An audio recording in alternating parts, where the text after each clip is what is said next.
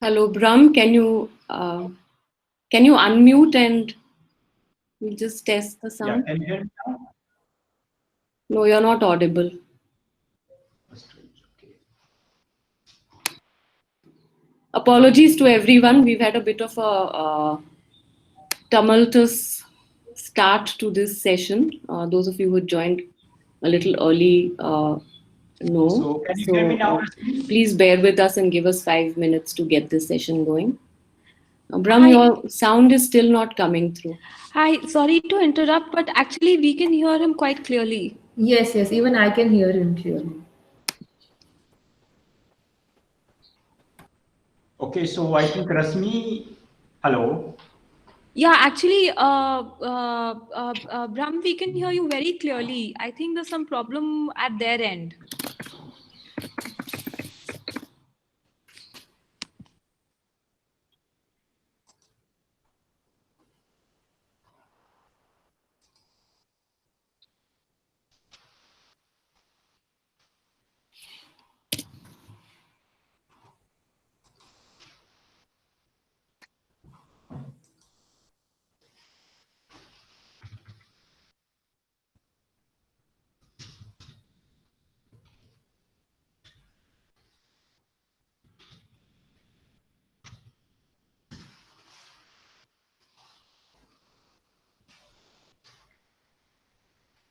Hello.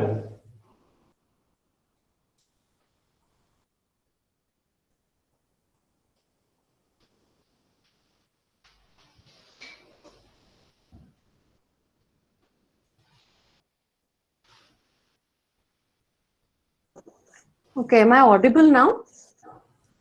Yeah, I can hear you. Okay, great. Great. Thanks. Okay, so good evening and welcome to this episode of Mesaterra. This is a series of public talks and discussions organized by the Department of English and Cultural Studies, Christ University, Bangalore. And the talks we've organized so far are available for public viewing on our YouTube channel, which is called Mesaterra as well. So please do follow it for future updates on upcoming talks. So just by way of an introduction to the series, in formulating this series, we've drawn inspiration from the Egyptian novelist and political commentator, Adaf Suif, and especially from her book, which is titled Mesaterra Fragments from the Common Ground. This is a book in which she envisions Mesaterra as a meeting place, a middle ground or an area of overlap. It's a space where cultures, languages, and people from varying socio-political backgrounds, belief systems, ideological as well as identity positions come together. Sounds almost utopian to us in today's day. But what we found very inspiring about her imagination of Mesa Terra is that she also imagines these overlaps as doing the job of sort of shading each other to inspire and to create a depth of perspective through these encounters. I think it's very fitting to the imagination of this series of public talks that our speaker today is Dr. Brahm Prakash, who will be laying out for us some of the key arguments in his recent book, Cultural Labor, Conceptualizing the Folk Performance in India. And it gives me personally great pleasure to welcome Brahm Prakash, who's also an ex-colleague from the School of Arts and Aesthetics at JNU. And before I hand the platform over to Shahin Riza and Nikita Nadar, our students on the MA in English and Cultural Studies program, who have helped to organize this session, to introduce Dr. Brahm Prakash, I'd just like to make a couple of logistical announcements. The talk itself will last for about 40-45 minutes, if that's okay with you, Brahm. And that will be followed by an open discussion, a public discussion for another 30 minutes or so. So if you have any comments or questions, please put them into the chat box as Brahm delivers his talk. And we'll then pass the mic around, so to speak, and you can unmute and elaborate upon your comments and questions. I just want to make an announcement also that we've had some undesirable kind of audiences, because we shared the link as a public link and we didn't ask people to register. So as you know, things circulate and go viral. So we have some performers who are wanting to join this session. And therefore we are being very careful about allowing entry to only people whose names we can recognize. Unfortunately, this is not how a public talk should be. But if you have friends who are trying to join and that they are being denied entry, please put their name in the chat box and we'll make sure that we'll let them in. So over to you, Shaheen, to introduce Dr. Brahm Prakash.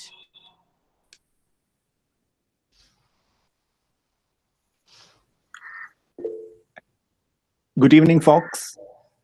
In this great platform, Mezzatera, where a plethora of ideas and voices converge, we have here with us this evening Dr. Brahm Prakash, who is currently working as an assistant professor of theatre and performance studies at the School of Arts and Aesthetics at JNU, New Delhi. He is the author of Cultural Labour, published by Oxford University Press in 2019, and the forthcoming one titled Gaddar, Songs and Memoirs of a Maoist Balladeer, which is to be published in 2021 by Westland. Dr. Prakash, after his master's in Chinese aesthetics and philosophy from National Central University at Taiwan in 2008, he took his PhD in theatre and performance studies from the University of London.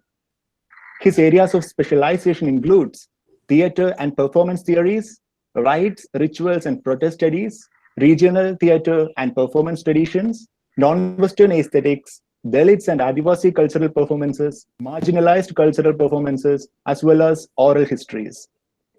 He is also the recipient of numerous awards and honors, including Government Scholarship from the Republic of China or Taiwan in 2005, Reed Research Scholarship in 2009, Central Research Fund Grant of University of London, Dwight Conkerwood Award of Performance Studies International in 2013, and Crash Quit Fellowship at Cambridge University in 2019. His columns on arts and culture have appeared in various platforms like The Outlook, The Wire, Scroll, The Quint, Indian Cultural Forum, and in many other platforms. His research basically focuses on the regional theatre and performance traditions of India and South Asia with relation to questions of marginality, aesthetics, and justice. So on this evening, my folks, he will be talking about cultural labor and the production of values in folk performance in India. So Dr. Prakash, in his book, Cultural Labor, argues that the notion of service and not entertainment is central to culture and performance in caste-based society of India. It is a form of service to pay the ritual debt. Music, dance, ritual exist in the form of service and obligation. And once it becomes an obligation, it becomes a trap, he says. It may happen as much as communities perform and participate in those rituals and performances, they produce their own enslavement. To drum or not to drum is not just a matter of choice now. It is rather a service condition of performance in which performers are placed. In this situation, it is not paradoxical that while singers and musicians can be considered impure, their performance may become the highest offering. This service has to be performed as a part of the very maintenance of the caste society, he says. It is this performance service in a hegemonic local context that he defines as cultural labor. So let's listen more about this in his own words. Over to you, sir. Thank you so much. Yeah. So thank you, Rasmi, and thank you, Sahi. I have never provided this long kinds of bio of what I have done and all these things. So, but again, for your generous kinds of introduction. So today we are going to discuss about. So we are going to discuss about cultural labor, and thank you so much for giving me this opportunity. Of course, in Bangalore, we had several discussion around this book, and I think Bangalore, I got a kinds of opportunity that I rarely get in other parts of India. So with this kinds of and thank you so much for joining me. I think quite a number, and I hope I stand to your expectations. So today I'm going to discuss about like whole idea of the cultural labor and what I term as a kind of service, like how we can see performance as a service in Indian context. So what I'm going to do first, before I go to any kinds of discussion, I would just like to play some of the videos and hope you can hear and you can see those videos. And after that, we can ask some very fundamental questions. So two of the questions that I ask constantly in my work is like, what are the performers' investment, what they are investing and what they are producing. So two questions, like, generally, like we have a whole debate around this whole disparate categories of culture and labor. And when we are thinking about culture and labor, then generally we had this whole kinds of compartmentalization in which like both the categories are considered two different sets of categories. But I think if you want to understand these kinds of performance, then only idea would be to bring both these disparate categories together. That produces some kinds of values that can be considered both as a part of culture and certain notions of labor, and how to bring these categories of labor and aesthetics together. So let me show you some of the videos, some of those performance videos, and after that we will come to this debate about what I have termed as what I have called or termed as a cultural labor.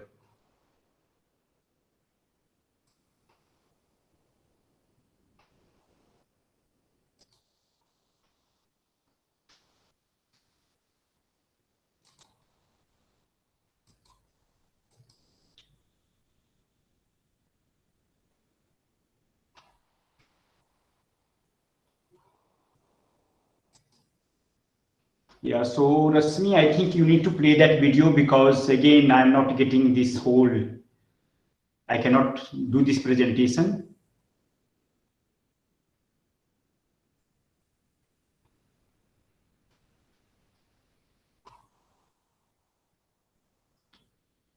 Rasmi, can you hear me?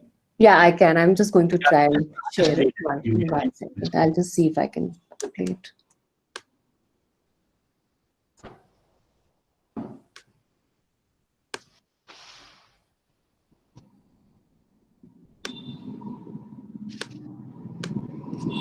Okay, Brahm, you'll have to tell me which one you want me to play first. Just like go through that, like the first one, Bhunya Baba Ka Puja, the third one. Okay, from 10 minutes, no? 10 minutes, yeah.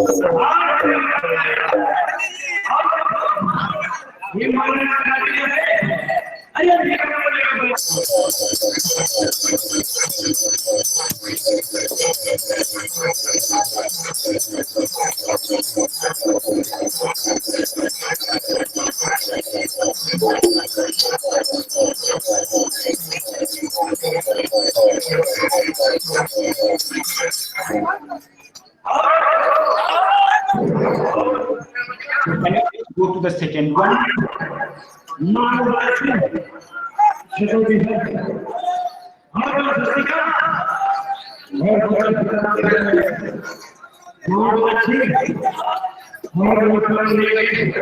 you go to please go to the second one?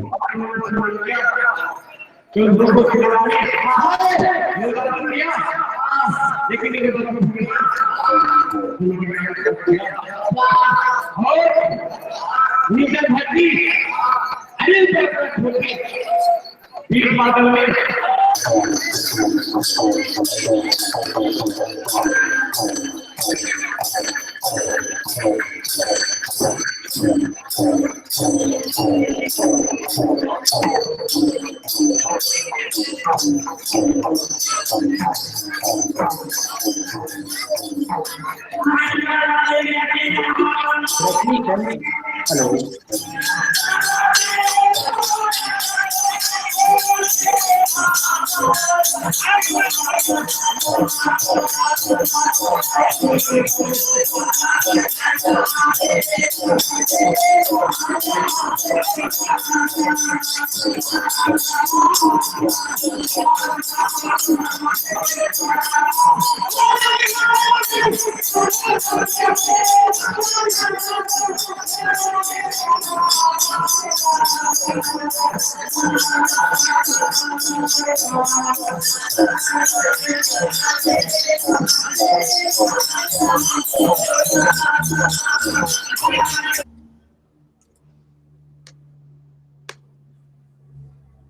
Okay, sorry. Which one do you want me to play now, Adrian?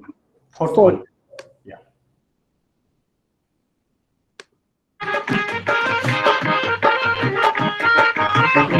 Like 5 minutes. Sorry, I should move forward. Yeah, 5 minutes. Yeah. Yeah, that's all. Yeah, I think. चल जाइब अलबत्ता बलम कलकत्ता पहुंच गए अरे बलम कलकत्ता बलम कलकत्ता बलम कलकत्ता पहुंच गए सागल झूलनिया के धक्का बलम कलकत्ता पहुंच गए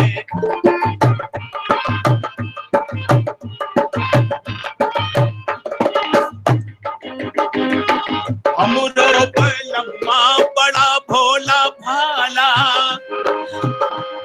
भाई हमरो बलम्मा बड़ा भोला भाला बोलिया करजवा लगल जैसे भाला बोलिया करजवा लगल जैसे भाला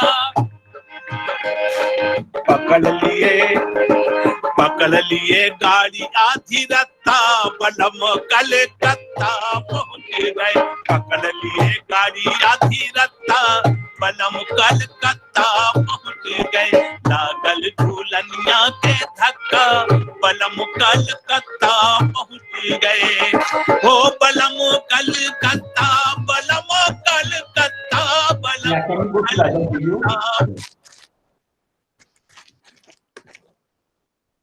Okay, we can just play one more. So, like, no, second one.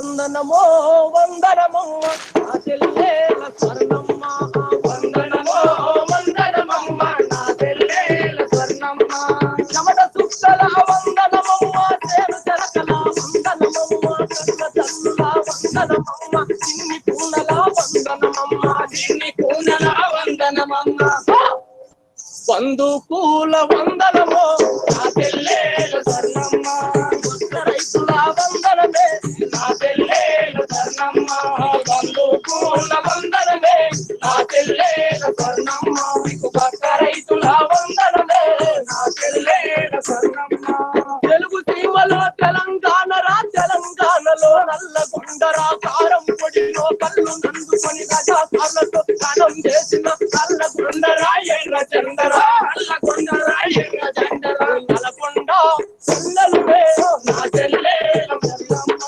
తిలకమ్మ తిలకమ్మే నా చెల్లెల స్వర్ణమ్మ నువ్వు నల్లగొండ చెల్లెలువే నా చెల్లెల స్వర్ణమ్మ నువ్వు తిలకమ్మ తిలకమ్మే నా Okay, that's all. Thank you.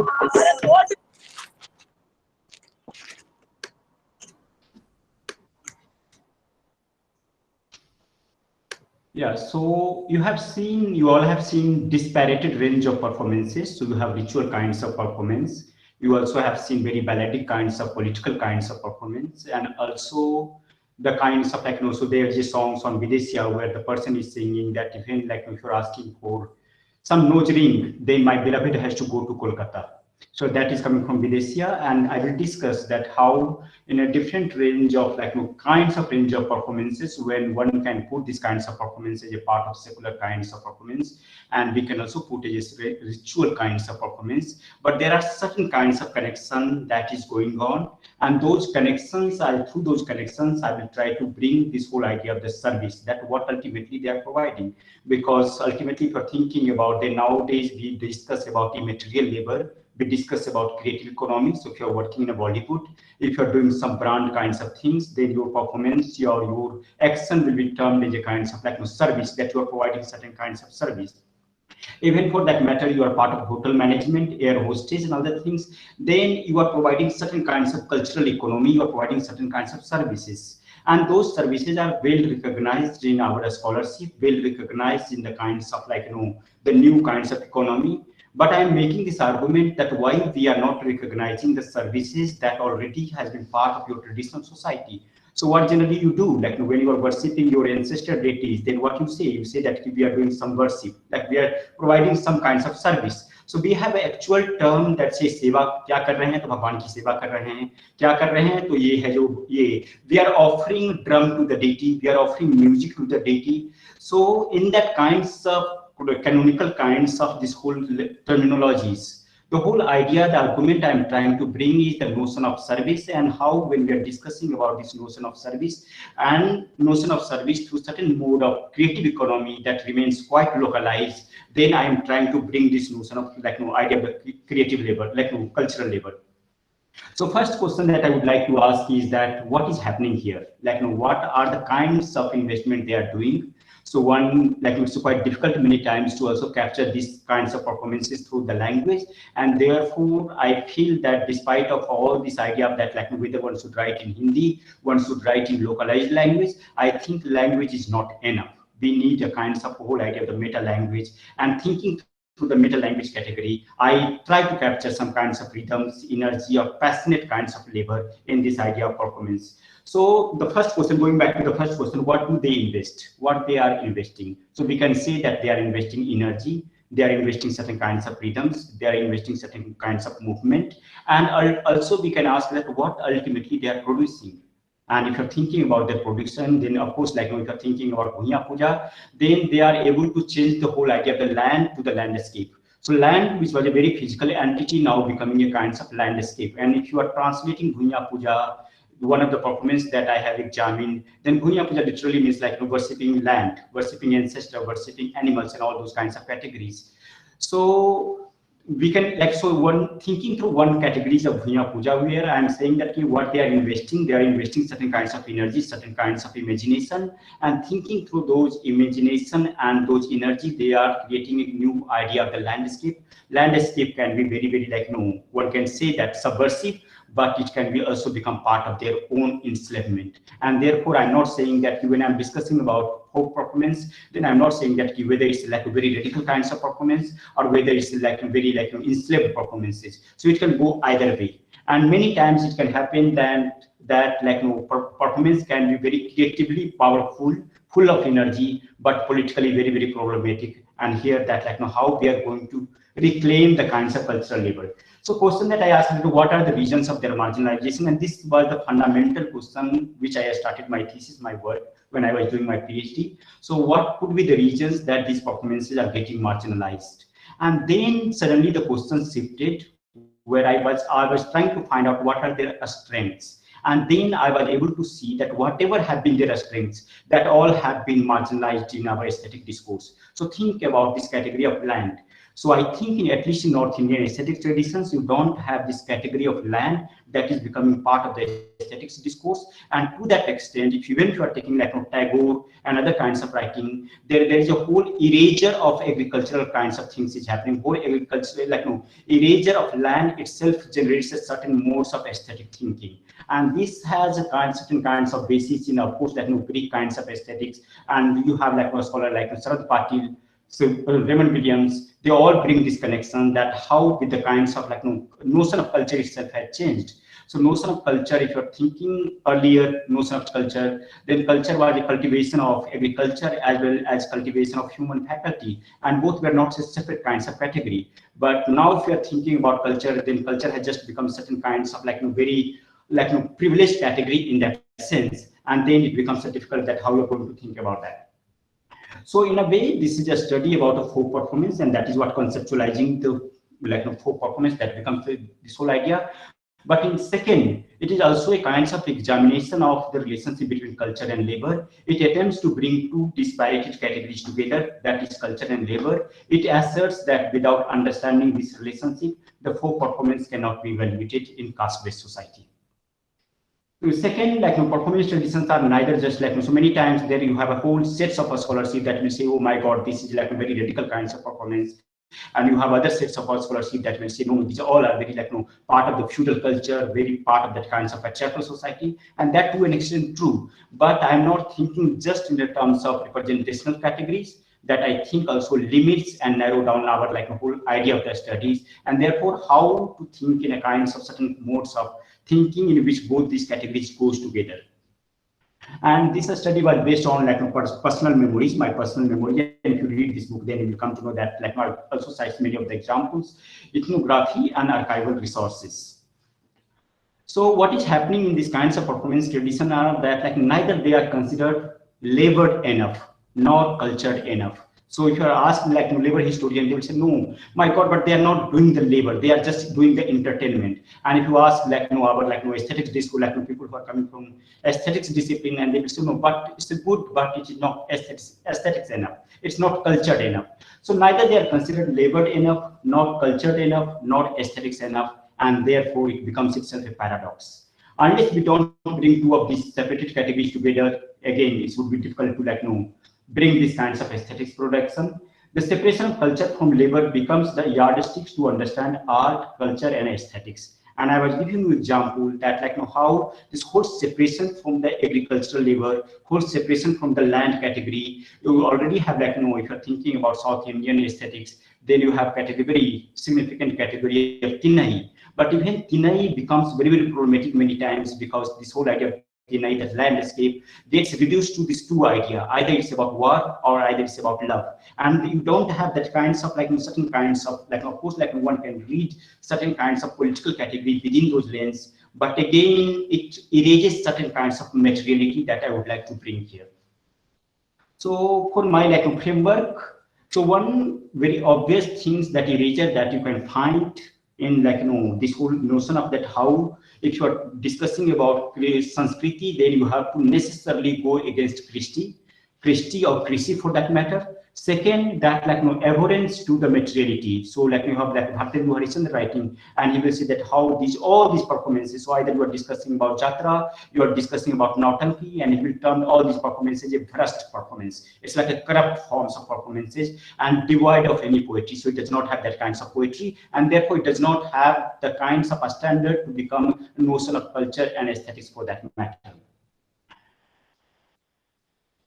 So I'm just quoting here Sarath Patil because I think Sarath Patil is a very, very interesting scholar who brings this notion of cultural labor quite interesting. Of course, he's not using the term, but he's saying that he was the person who provided criticism to the Marxist reading of Indian culture, and coming from that kinds of he was part of CPI and Marxist. And then he said that how there was a notion there that whenever upper caste is talking about culture and that upper class are talking about culture, because they can have a culture because they have the leisure time. Only in the leisure time the production of culture can happen. But think about paddy songs or things about many other kinds of agricultural songs where people are working at the same time they're also singing. And then they were somewhere trying to marginalize those kinds of works and those kinds of categories of culture, and therefore Sarath Patil says that the formulation that Sanskriti or intellectual production is made in leisure is available only to the upper classes, and hence upper classes are the creators of culture, was first made by the philosopher of the Greek slave society, and we somewhere, he asserts that we somewhere are imitating that kinds of perspective, and therefore we also tend to marginalize these kinds of performances. Because working class, or for that matter, Sudras, because if you're thinking about the categories of Sudra, then Sudras cannot have an independent notion of time. And because you cannot have an independent notion of time, you cannot have a leisure time, obviously. And therefore, this whole idea of the culture gets completely that Sudras cannot have a culture. Nambar Singh also argues in an interesting way that how in that, how in the context of aesthetics, artistic criteria become the first condition to appreciate the culture. So how you appreciate the culture? Whenever it comes to culture, then you bring certain kinds of aesthetics criteria, aesthetics base, and through that you try to evaluate this notion of culture. And therefore he's saying that how aesthetics itself as a category have somewhere created something to this notion of culture, and therefore culture has become a kind of like only sets of ideas for a kinds of privileged people. Land and location. So what I'm trying to bring now, also you can say that I'm trying to reclaim this notion of aesthetics, is this whole notion of like, how to reclaim this idea of the land and location. So some of those categories that I see as a strength of these performances, and that becomes the marginalized categories in a canonical aesthetic discourse, is the category of land and landscape. Second, the centrality of the body, and that I will discuss through Videsia. Also, the viscerality of performance. Many times the performance is so visceral, and so it mixes many things. It does not make a separation between pure and impure, body and the decayed food, place in the things. And I will give you an example from Dubola. In Dubola is a kind of like poet singing performances, and when they may start with like a whole story of Mahabharata and Ramayana, but again they can use all kinds of obscene songs. They will sing about decayed food, they will sing about places, they will sing about many times. It becomes a very gestural kinds of articulations. And what is happening here, that those performances become so visceral that again I don't think that our aesthetic category or classical aesthetics category had that kinds of lens to capture those kinds of notion of performance. And also the condition of performativity. One of the idea that becomes very idealistic readings of these kinds of performances is that whether it's problematic or whether it's progressive. And I think this is very problematic ideas if you're thinking about performance, because for marginalized communities, performance is always a strategy. It works at the level of a strategy. So many times what it becomes a kinds of conditions of performativity. So what you want to articulate, what you want to hide. So what is happening, and one examples come from the performance of Resma Chauharmal in Bihar. So same communities, doing the same performance, they worship this two cult deities. One is Resma, other is Chauharmal, and what they do that within their household, they worship very grotesque image of Chauharmal. The Chauharmal deity image of the Chauharmal is grotesque, coming of blood and all those things. But when they come to the social space where they also see many caste people are coming, or it's a kind of public social space, then they will say that our Chauharmal is very beautified image, and to that extent they will say that our Chauharmal is Rama Avatari. So why the same community in the same time period in two different locations are producing two different kinds of image? And this tells us that maybe one idea, the grotesque image, is not working in our social space, or maybe the beautified image is not the idea that can be comprehended and analyzed in their that kinds of household space. And this says that how the contradiction itself becomes the part of the certain kinds of articulation. And our problem is that we want to put in a very neat category that okay, this is problematic and this is not problematic. And I think that ideas has to be seen in a more complex ways. And finally, I say that is there a possibility to reclaim those performances? And what happens when one reclaims these kinds of cultural labor to that extent? And so, for example, you have example and brilliant examples, very, I would say, devastating examples from Telangana, where all these categories, almost all these categories are coming into the performance. For example, so Gadar and Jannat Mandi, again, a kind of very radical kinds of performances are trying to bring the question of land, they are trying to bring the question of materiality, they are trying to bring the certain kinds of notion of bodies that was not available in public space. So Dalits as a category was not seeable, they were untouchable, unseeable in public space. And what happens though when those subjectivities come to the public space, and then you will see that out of 50 or 55 major artists, 35 have been killed. So of course you have a whole range of performance-led cultural movements in India. Then question arises that what could be the reasons that a state becomes so brutal when it comes to the Telangana, or when it comes to the question of Gadar and Jannat Mandi. Of course, it was most of those performers were coming from a specific caste category, they're coming from a specific location, and they were trying to bring a specific modes of materiality. And I see that would be the reasons that a state becomes so brutal, it's quite unparalleled in the world. So that is the way, but again, this is the way they have tried to reclaim those performance, those kinds of categories in their aesthetic category, and that was the kinds of repercussion that one can think about. So now just to give you idea that how I define this idea of the cultural labor and what is the need, I have said that okay. So what could be the need, like how we can define? So I will just cite two examples, and I think those examples will link you to this whole idea that how I am trying to define this idea of the cultural labor. And this is again a quote from like a Tamasa artist, where this is an interview, I'm reading that interview, and she's saying, Santabai is saying that many a times my sisters and parents have requested me to give up this life of Lavani, but I could not do it because I love being in the tamasa. This is a habit that I cannot give up. Just like alcoholic cannot give his drink, I cannot give up the stage. The art of tamasa is like a nasa, addiction, just like a person's addiction to pan, bitter leaf, and cigarettes. An empty day without programs make me sad. At the end of the day, this profession gives me both my livelihood and happiness. So this is one example. So you have a story of many, if you talk to these performers, there are many performers who have left their home, completely they have left their home. And if you're thinking about Jannat Mandli and all these radical performances, they have been killed, and they knew that this may happen. Like if you're going to join Jannat Mandli, then there's a possibility then that you may get killed. But again, it was not that they were like a very politically committed artists, therefore they joined. It was a passion for performances, and that like brought them into the part of this Jannat Mandli. You have third example is like a story of Bittabai Imam, again a legendary Lavani performer and Tamasa performer. So what has happened and she says in that interview that she was pregnant, she went to performance, she went to the stage, and she was performing on this, she was doing this Lavani performances. She also signed that contract that she is going to be part of this production. And then, between that performance, she felt labor pain.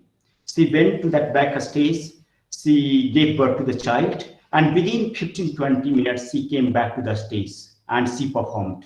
And then one reporter was asking her that what could be the reasons that you came back to the stage again? Is it because you have signed the contract? And she said, no, that is not precisely the reason. Because the audience were so enthralled, they were so passionate, and I was getting that kind of energy and things that I could not stop myself. And this, again, it is a very passionate production of labor. So, and you have the concept of Londas in Bihar, female impersonators. So they many times becomes infamous to that extent that Naach becomes an act of humiliation. Like one of the articles now I'm working is that how in North India, Naach itself becomes an act of humiliation. Every time you go to dance, every time you produce your own self-humiliation in that sense.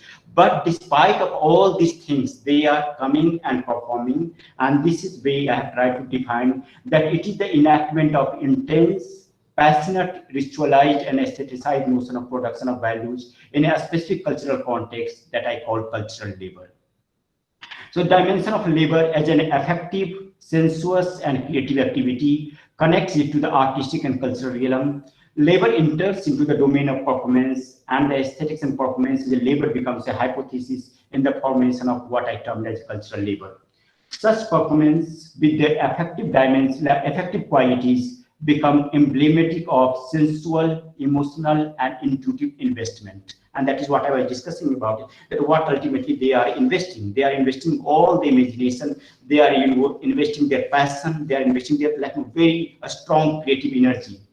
So you have so what cultural labor produces is culture and aesthetics value, taste, judgment, cultural status and social status. And that is what happens. That for example, if Shah Rukh Khan will do one brand, then he can make a lot of money. But again, the same people, if these people will dance, then they can produce their own marginality.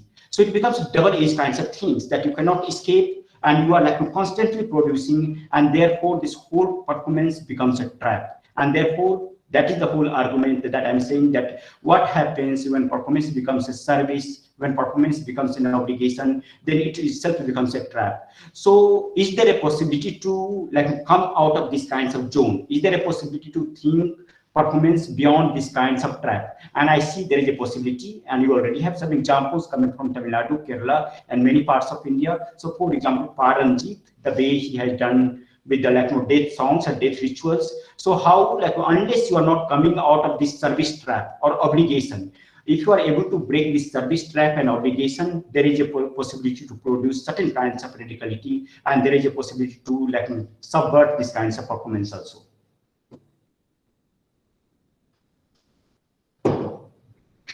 So you have like so now we can see performers as a laborers or performers as someone who provided services in three contexts. One, in a very fundamental context, performer as another kinds of laborers are producing something, doing something for like wages. They are also getting some kinds of wages. They are also getting some kinds of gift many times, and ritual gift, and they are producing some things. So this is the first kinds of thinking, like a first category in which we can think about performers as laborers. Second, that but they are not only producing something, they are also producing the condition. They are also producing a certain kinds of efficacy. They are also producing certain kinds of status. So if they are producing some kinds of, for example, you have like so many times you are doing it like if you are performing in music, then performers may get completely marginalized, but what they are offering can be considered as the highest gift. And this is a very strange kinds of paradox, that the same performers, very lower caste or ostracized kind of like performers, they are producing something that can be considered very, very valuable, to that extent that it can be considered the highest kinds of offering. But the performers who are producing it, they can become a kinds of like a very, very marginalized category. Same way you have like, so this is the second category. And third is that like many times they also perform their own kinds of like subjectivity. So for example, you have many names in India, and we say like Bajania, Nachanya, Dabania. So all these names, like while performing you itself, like you are also creating your own kinds of subjectivity. So while producing music, you have also produced your own kinds of subjectivity. So these are the three ways I have tried to see performance as laborers or performance as service providers who are doing these kinds of service. So the book postulates that the question of aesthetic is fundamentally the question of labor, the production of values, and therefore the question of aesthetics cannot be taken out of this question of labor. Second, what is the kinds of condition? Like one can discuss about creative labor that Marx has discussed. One can discuss about like creative economy, and then one can also discuss about that what I am terming is a cultural labor. What are the kinds of differences that one can talk about? But I will come to this question if like somebody is interested. So what I see is a kind of lack of freedom becomes a very initial condition of production of cultural labor. So whenever I am discussing about these performers, because like folk performance is also not in one category. One can discuss about like different kinds of epic performance tradition, to that extent different version of Ramayana and Mahabharata. But very deliberately, when I'm discussing folk performance here, then I'm using in my book, I'm using the folk performance of the subaltern communities for that matter. And therefore, when I'm discussing about folk performances, then I'm also discussing about the lack of freedom as an initial condition of production of cultural labor. So you have like some chapterization. I will just try to like briefly go to the chapters. And I think that will give you an idea that how I have tried to bring how I have tried to bring this notions, or how I have tried to mobilize this notion of cultural labor. So in very first chapter, I bring this idea of the historiography, performance between traces and traces. So this whole idea of the historiography, for that matter, how these folk performances have been written by the historians. For example, how Bhartendu is writing, how Tagore is writing, how different scholars, for example, British scholars and even Indian scholars have tried to approach. So what has been the kinds of, like some of those types or some of those representational categories through which we can think about that how this historiography of these performances have been done. Second chapter discuss about the landscape. Again, now I'm trying to reclaim and bring those categories that becomes the regions of marginalization, but at the same time, the strength of these performances. So second chapter is landscape, drumming the land in Bhunya Puja. So every chapter has one conceptual category and one kinds of empirical performances. But so for landscape, when I'm discussing about landscape, then I'm trying to bring this idea of the landscape through discussing this very empirical kinds of Bhunya Puja, the worshipping of land as a category, and I'm trying to bring those ideas. Second, third chapter is about materiality, how to bring this whole notion of materiality, and then I discuss about Videshiya. And if you are thinking about Videshiya, then Videshiya can be exactly translated as a theatre of migrant laborers, because this is a kind of my location has been Bihar and Uttar Pradesh. And when you are thinking about Bihar and location, Bihar and Uttar Pradesh, then you have a huge migration. People go from like Bihar and Uttar Pradesh to different parts. Like this is not a kind of like a story I should tell you, but yeah, it like if we translating Videsya, then Videsya can be translated as a theater of migrant laborers. That way. So what happens that during the festival, during the wedding season, many of these performers come back to their village, they come back to their location, and many times they themselves perform this theater of migrant laborers. To that extent, the person who founded this Videsya theater, he himself was a migrant laborer in Kolkata for 30 years. He came back, Bhikhari Thakur. He came back from Kolkata and started this theater where he was discussing about very notion like that time colonial displacement and displacement from colonial migration becomes a very significant event for that matter, where you have a lot of migrants, they went to Caribbean countries, and then he started writing about Videsya and all those kinds of difficulties that society was facing that time. So when I'm trying to bring this materiality, then I bring certain kinds of notion of jokes and obscenity, certain categories of the body language, because if you're thinking about these performances, then lower parts of the body become central. How they take the movement, what is the kinds of special kinds of location of these performances, and how they bring certain notion of materiality that we can discuss about. Fourth chapter discuss about viscerality as a category, conceptual category, and then I bring a new performance. It's called Dugola. Dugola is a poet-singer's performances. So what is happening in these performances? I don't know how many of you know about Bhojpuri music industry or cinema industry now, but if you're thinking about precursor or even parallel to these kinds of industry, then you will have a very popular kinds of performances called Dugola. Two singers will come and compete. Many times 4 singers will come and compete. So many times what happens that it becomes a very interesting kinds of event where all the villagers from that singer will go and participate in this event, and they will support as you can see it is a kinds of football matches happening between two teams.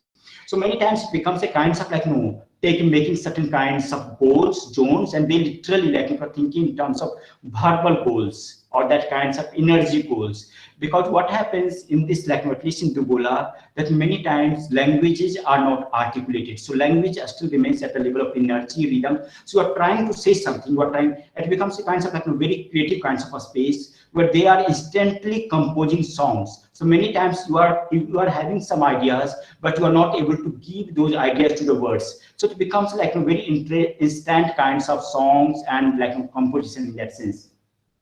So through this thinking through Dugola, because it becomes a very visceral space where they fight can erupt, they can have all the kinds of obscene remarks happening, they can mix many things epic, very sacred notion to very impure kinds of notion, and then they don't maintain any kinds of sanctity for that matter, and it becomes so visceral that I think you can see those performances, and many of the performances are available on YouTube. Then you will find that, oh my God, this is so visceral, it is so bodily, it is so gestural, and then I think that becomes the regions of our strengths, but also the regions of marginalization.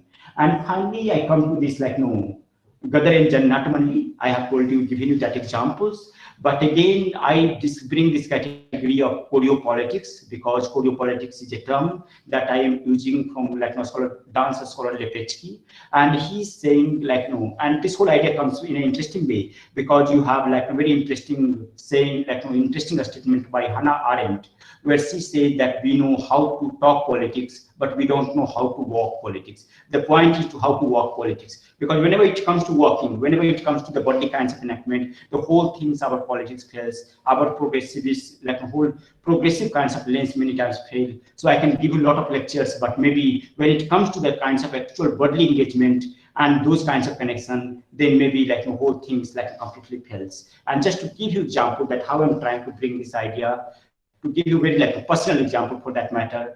So a few years back, I was visiting my village, and I have mommy, my maternal uncle's wife. So she was trying to take out her churi. There was a date in the family, and she was trying to take out her bangles. And what was happening that I tried that being a kind of so-called progressive, I was trying to help her to bring her bangles out. And then I thought that so I was very sensitive. I was trying to become very sensible in that sense. But when I took out the bangles, then her hand was full of blood. Now question comes that where I felt.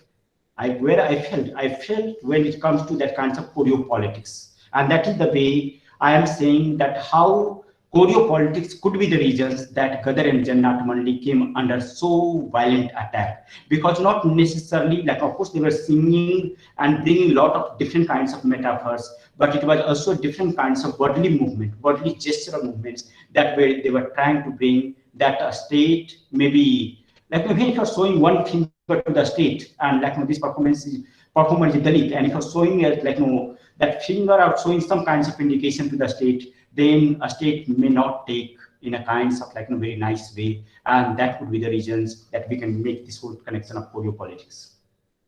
So this has been the kinds of chapterization. I don't know how much time we have, Rasmi.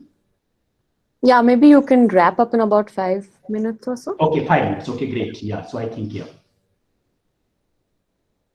So just to give you some more examples to bring you this connection. So for example, landscape. When I'm saying landscape, then am I trying to impose some kinds of like outside categories on this category? So first of all, like a performance itself called like Varsi for the Bhunya Puja. And what happens in many parts of North India, and I think it must be happening in South India also, that when you are going to buy land, then you are not just buy land, you are also going to buy the spirit of the land. And that has been a whole new remarkable debate that is happening in Himachal Pradesh and Uttarakhand, that many times lower caste will sell their land, but then upper castes are going to buy that land, but they're not just going to go buy the land, they're also going to buy the spirit of the land, and they have to worship. The condition is that they are going to also worship that land.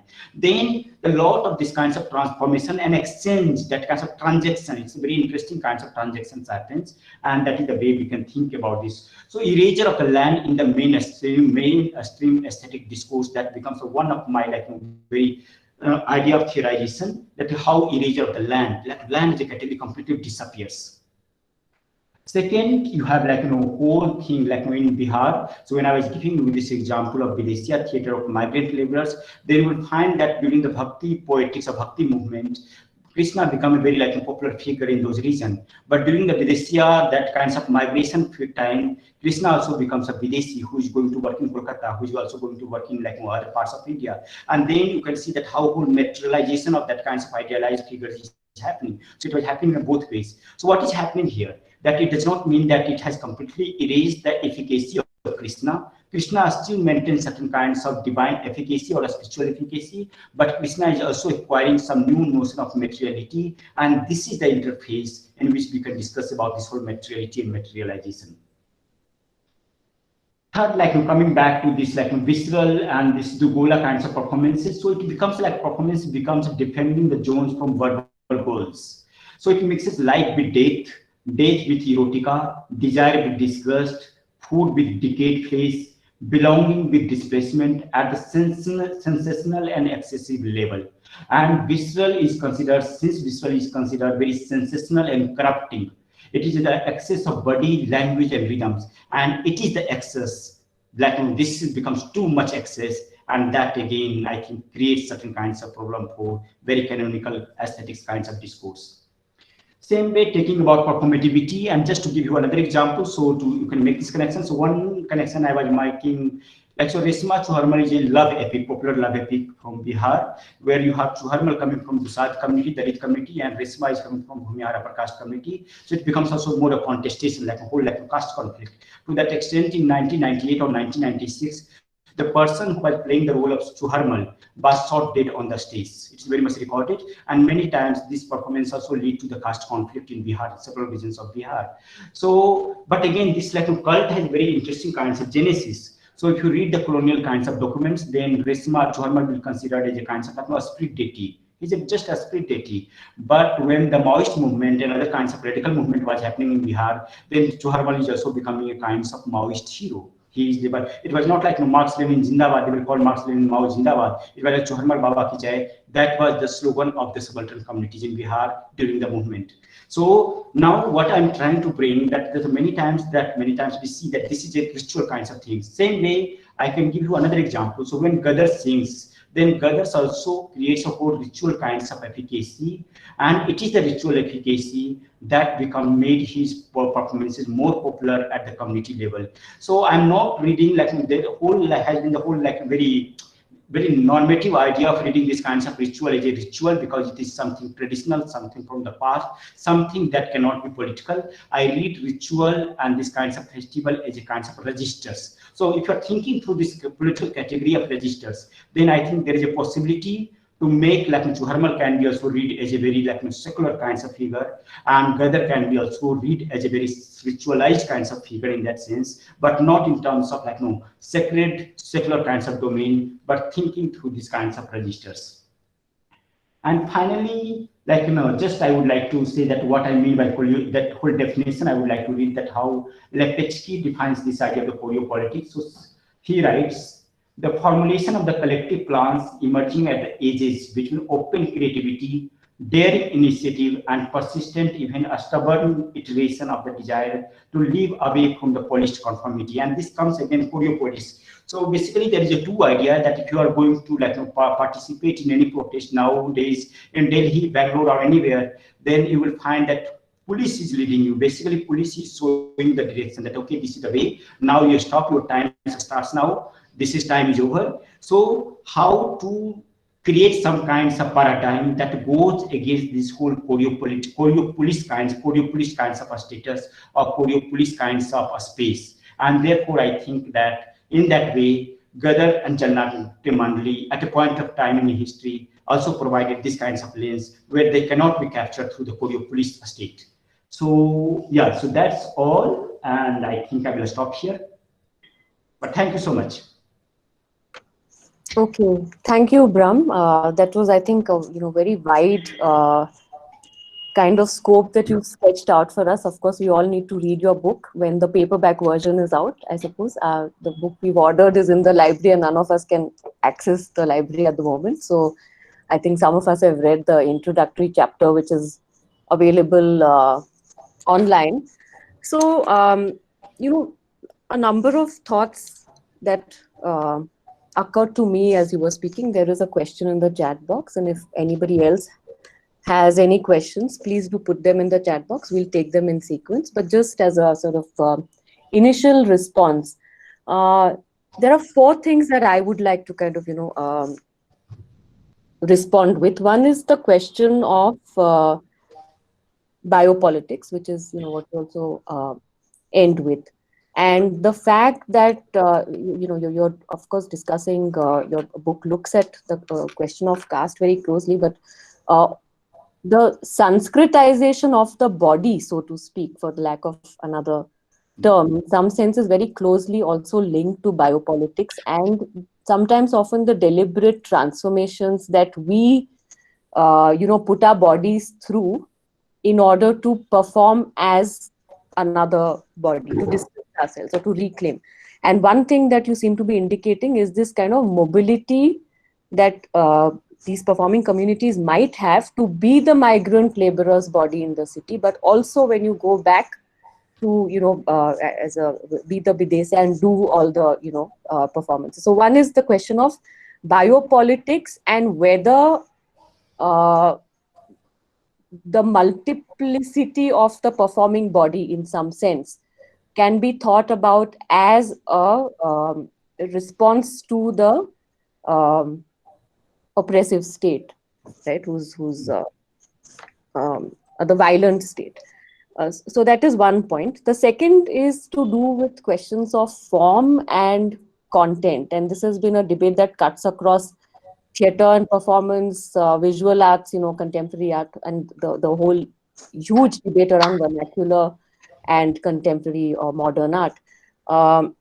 So I won't make a comment on this, but sometimes one, it strikes you that the very elements that are seen as being excessive and therefore alienating within certain folk traditions or local traditions would actually be seen as avant-garde in contemporary work, right?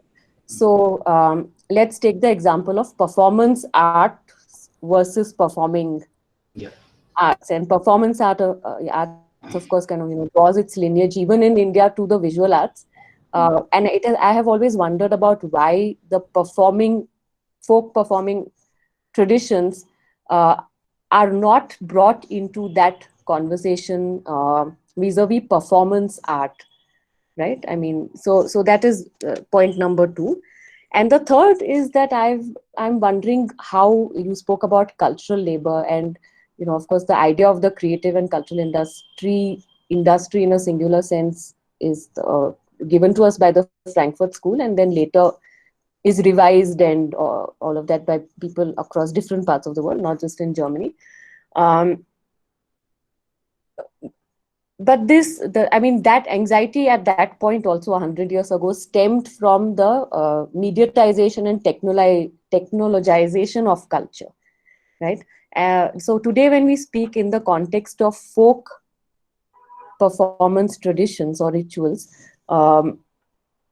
there has for a long time been a mediatization of those performances, especially in cinema. Lavani and Tamasha have played a very major part in Marathi cinema, at least. And how Bhojpuri cinema has become so big. And there are also other local traditions, practices, especially with the kind of cheaper availability of video cameras and so on.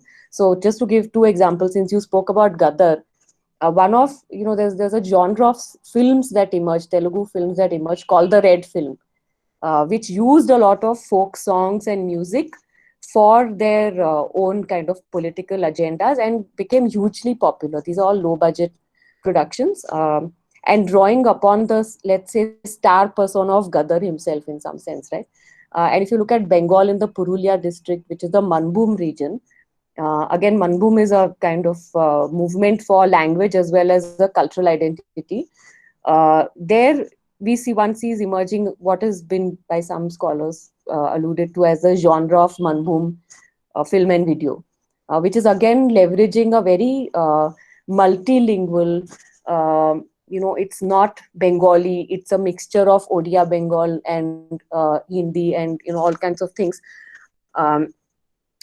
to use cinema then to assert a cultural identity. I mean, a large part of the Telangana movement did rely on folk performances, folk songs, and also cinema. So my question then is, in the context of this kind of mediatization, which is being used by local communities as well, and it's also being used against them, do you see the possibility of revisiting the original kind of critique of the cultural industries by reconsidering what the media and technology is actually doing as part of these, not as being outside, but as belonging within the world of the local folk in some sense? So those 3 main points, if you can respond to that, and then we can, there are other questions in the chat box that we can take.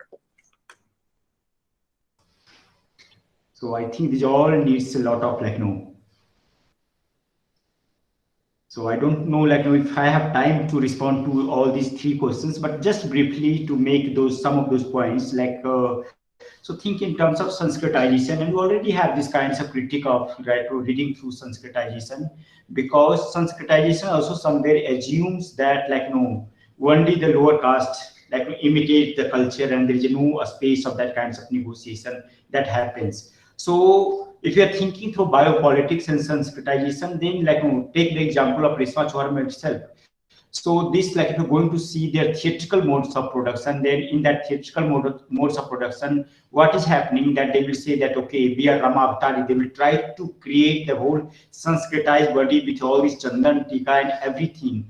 And then, so of course, if you're thinking through Sanskritization category and that kinds of biopolitical model, then of course it is a body that is getting subjugated in a certain kinds of ideology.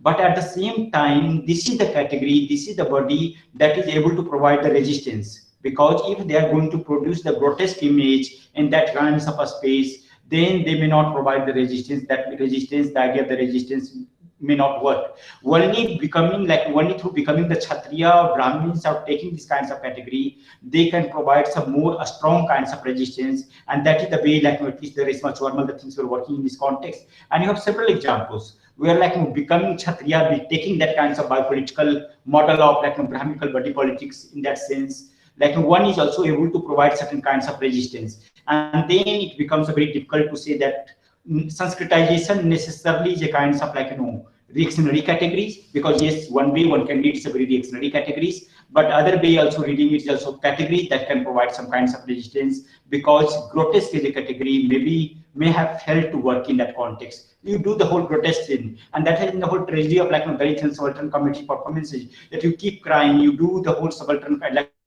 whole grotesque, and keep perpetuating the grotesque kinds of like imageries. And if you're perpetuating, then nobody have any problem. They want you to be in that kinds of like imageries, and therefore I would like to also see like how biopolitical Sanskritization can be also read as a different kinds of resistance. So I would like to read that way.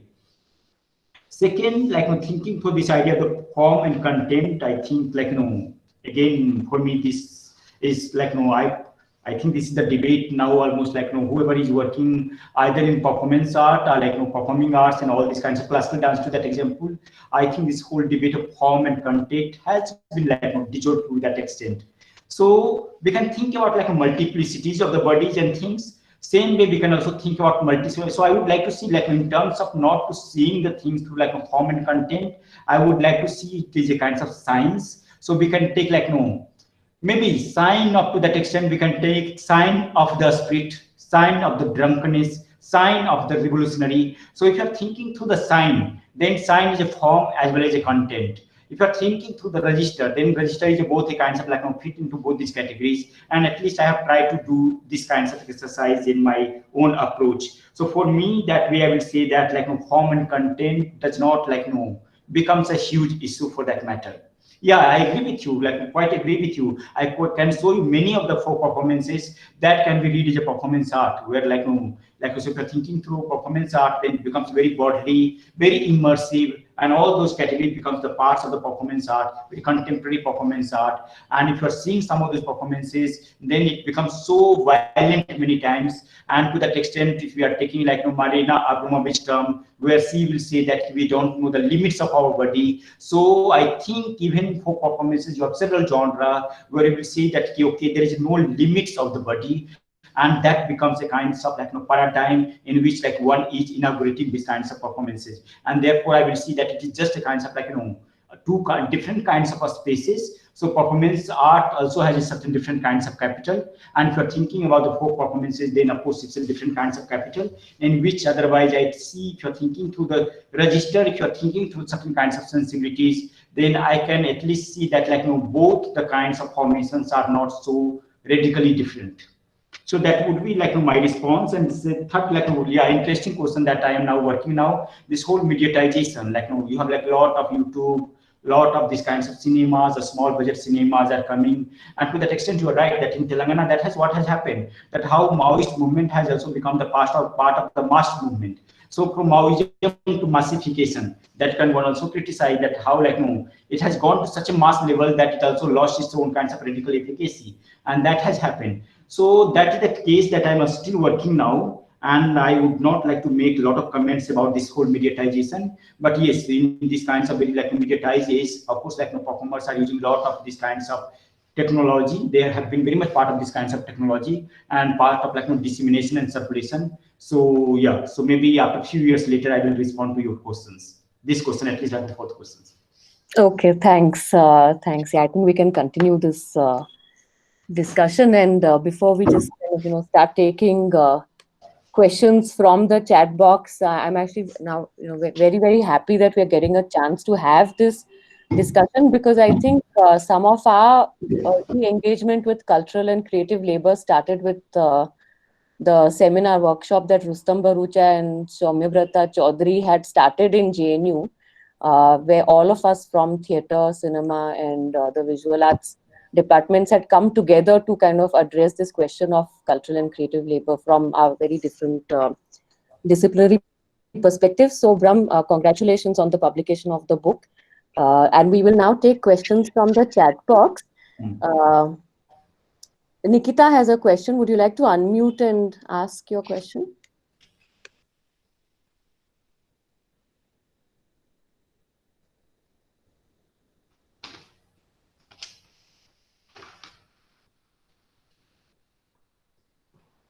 Nikita, are you there? Okay, I mean, you can read it out as well yourself, but I'll just read it. I don't know if she's able to unmute her mic. She says, Bourdieu in his book Distinction states the aesthetic choices of an individual and conceptualizes it with class fractions.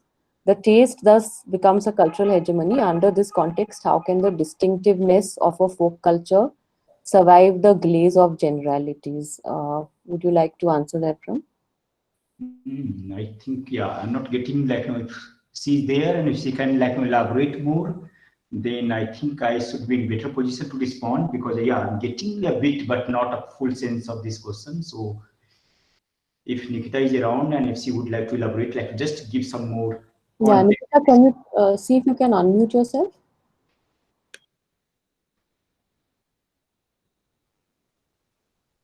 Okay, while she tries to figure that out, maybe we can move on to the next question, which is from Shahin. Shahin, your audio is audible, I think. So can you please unmute?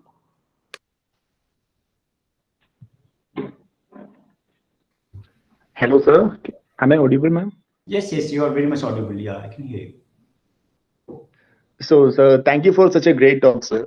So the question that I would like to ask is that a couple of years back, when the Kerala government was looking to give training for people to perform Theyyam, people from other communities actually. So Theyyam is this folklore performance in Kerala, which is traditionally performed by SC/ST communities. So these community people actually were protesting against the government on this move. And there is also a demand for the white collar jobs among the present generation of certain communities who traditionally perform folklores, as you rightly pointed out in the book Cultural Labor. I mean, the introduction of that book, that these people, especially in this neoliberal era, consider it as something that stands opposite to the modern culture or modernity. So how do you think these folklore performances in future resolve such contradictions, sir? Yeah, so again, very interesting question, and again, it needs a lot of reflections. And I think like most of these performances are also region has its own kinds of locality and things are unfolding in a new ways.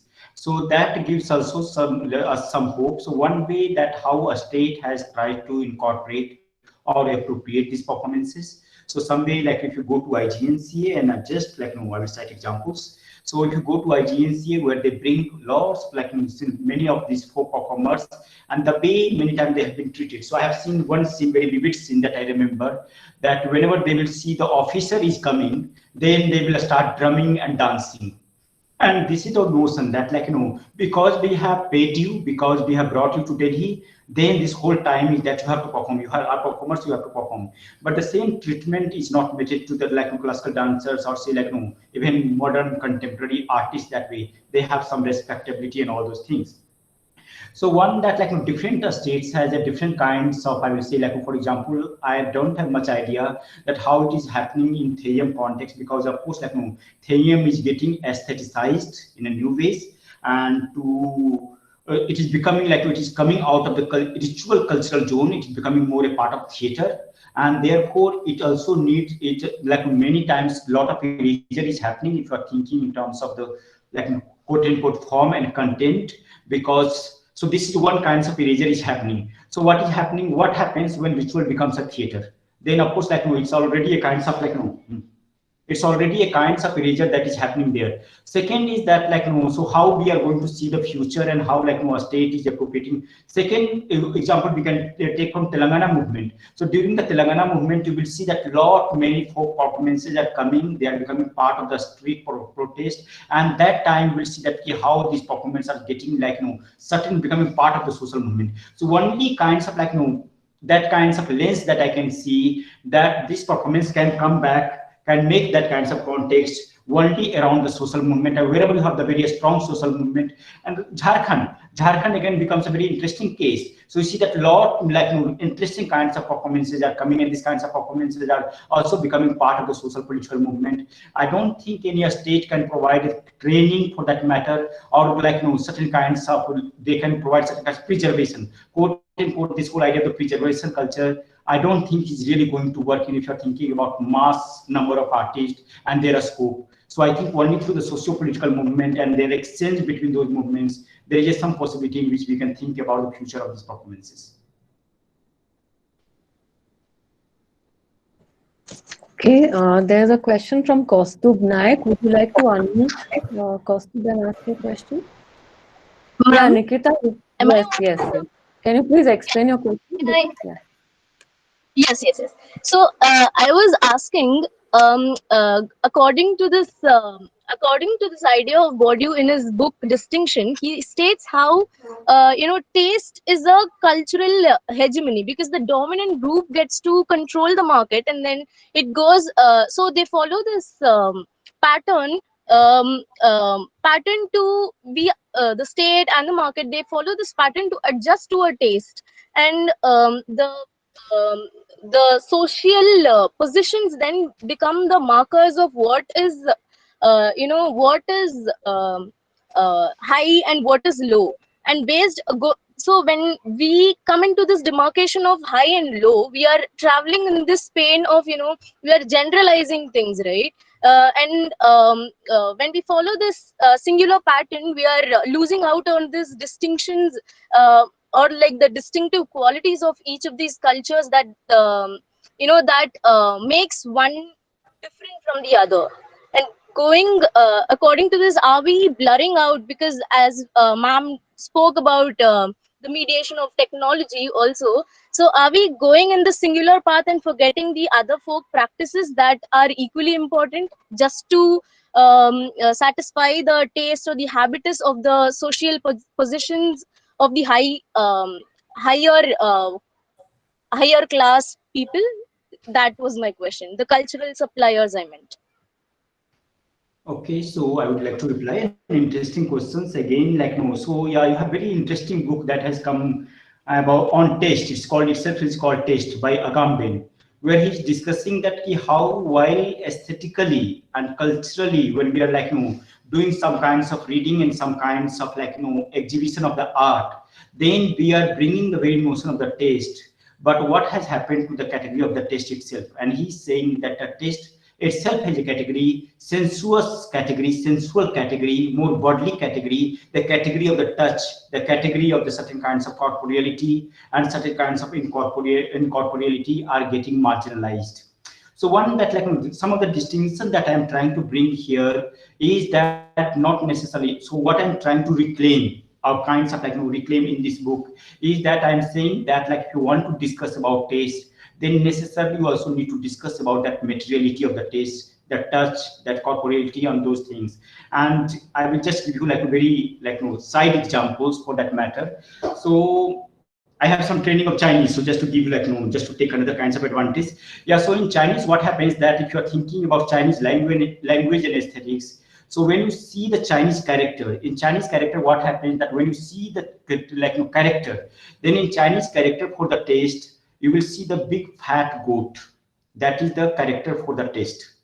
And this is also the character for the beauty.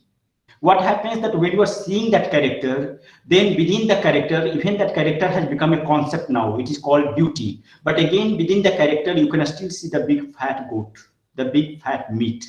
So when I'm discussing about these kinds of certain kinds of materiality, then I'm not saying that one can do away with certain notions of aesthetics. I am saying that how to reclaim those aesthetics in a kinds of material context, in a more with its own kinds of languages of materiality.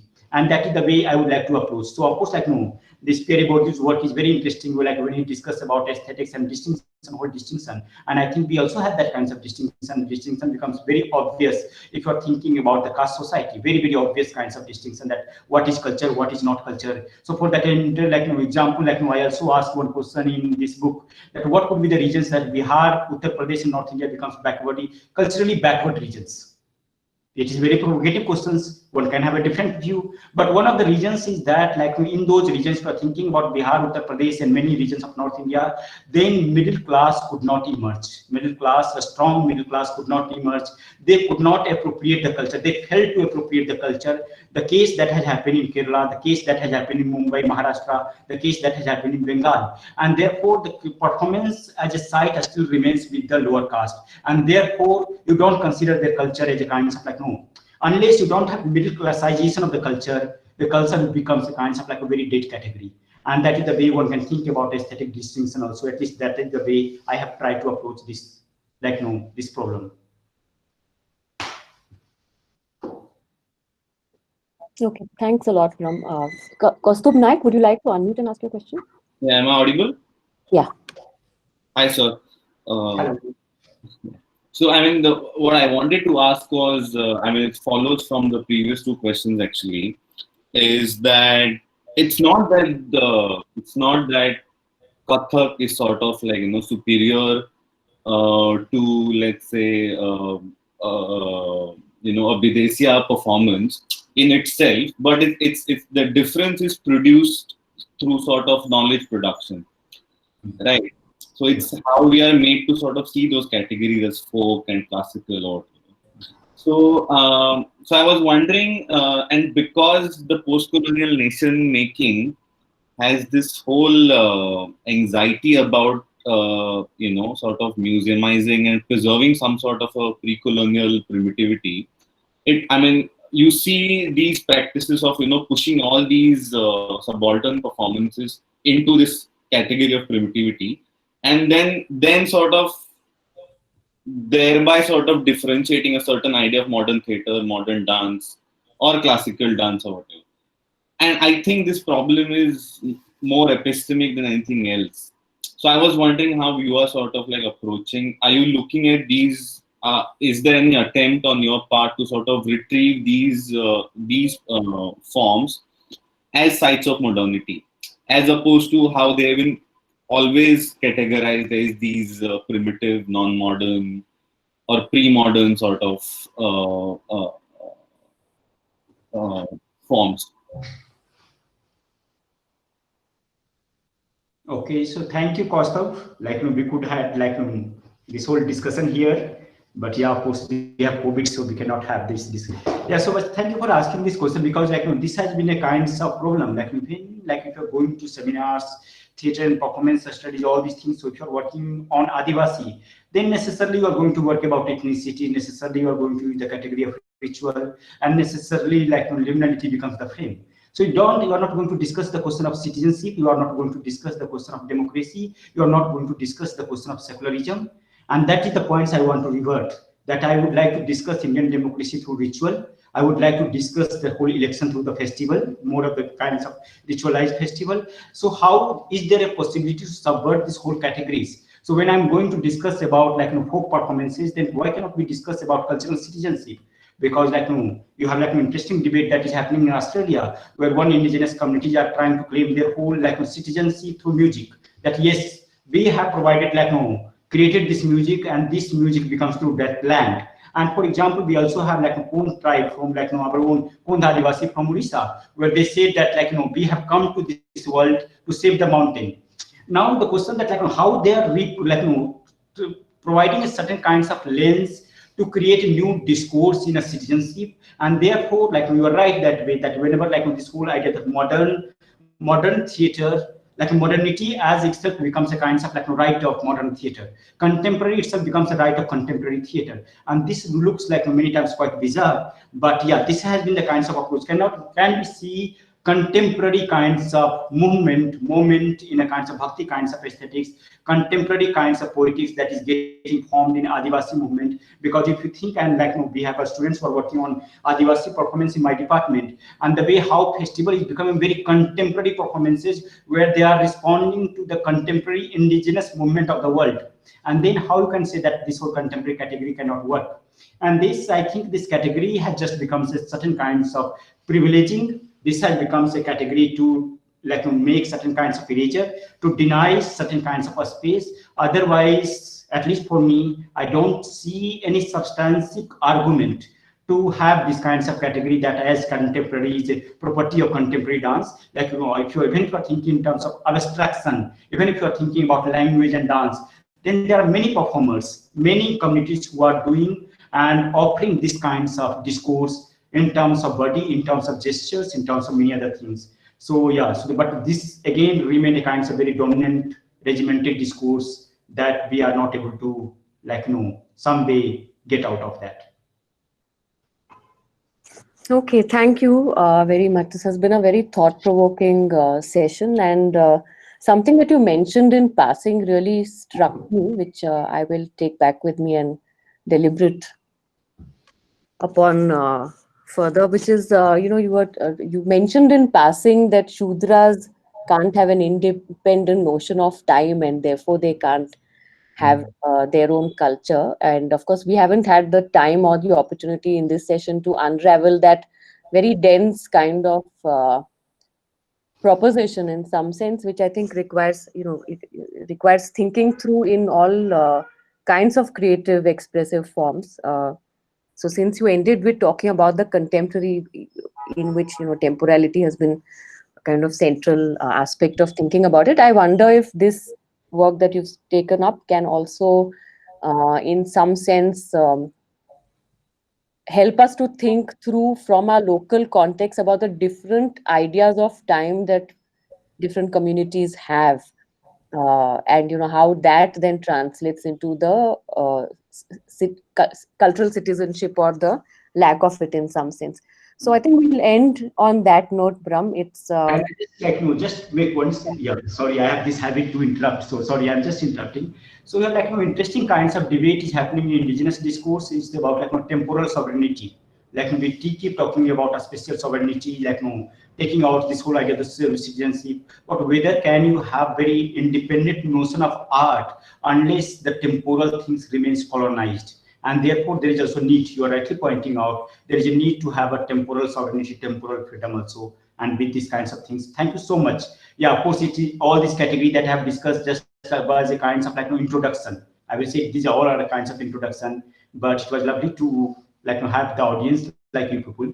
And I think anyone who have read this book or maybe have not read the book even, but again, if you have some questions, then you can also write me and we will discuss. Yeah, would you like to put your email in the chat box? So if anybody wants to contact you after the session, they can. In the while Brahm is doing that, I'd just like to make an announcement that our next Mesa Terra session is on the 13th of November, and that's with the documentary filmmaker and activist Anand Patwardhan.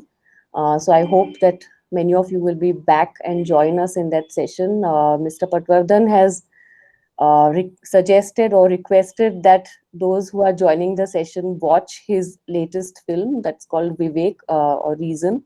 It's quite an experiment in filmmaking.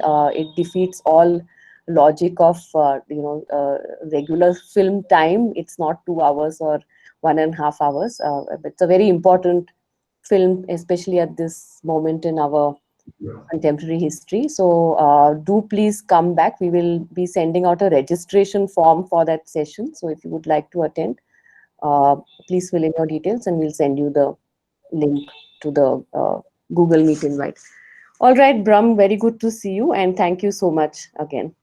Thank you so much. It was lovely to see you, and great to give me this kinds of platform to have some of this share my views, share my opinions, share my works. So thank you so much. Okay, thank you. Bye bye, everyone.